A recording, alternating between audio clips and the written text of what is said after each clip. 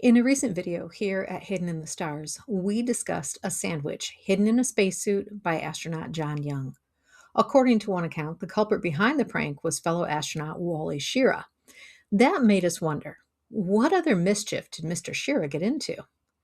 One trip down the rabbit hole later, and we found ourselves looking at music in space. We know that there is sound in space, despite what you may see on social media. But what about human created sounds?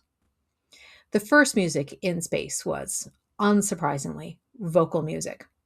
No instrument needed. At the request of his fellow cosmonaut, Ukrainian Pavel Popovich sang Watching the Sky and Thinking a Thought, which seems pretty appropriate to the context of the situation.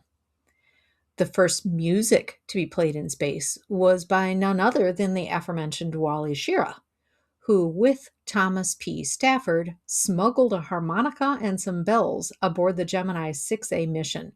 Their prank included spotting a UAP in the form of Santa Claus as they played Jingle Bells. As music technology increased, so did the types of music brought into space for entertainment, in the shape of cassette tapes, CDs, and later digital music. Space agencies, NASA included, realized the need for enrichment opportunities as space missions became longer. Music fit the bill nicely, and soon instruments were a common item requested, such as the keyboard brought onto the ISS by Carl Waltz in 2003. Artist will.i.am went a step further, writing the song Reach for the Stars in February 2011 at the request of NASA, who asked the artist to write and produce a song in commemoration of the landing of the Curiosity rover on the planet Mars.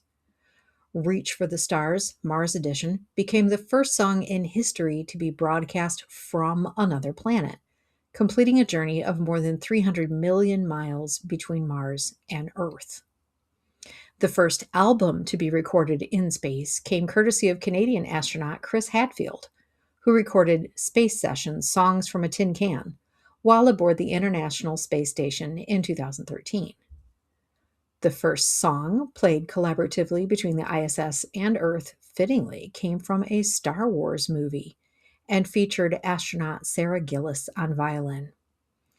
And last but not least was when NASA beamed the Beatles across the universe into space on February 4th, 2008, to mark the anniversary of the day the Beatles recorded the song and the 50th year of NASA's founding.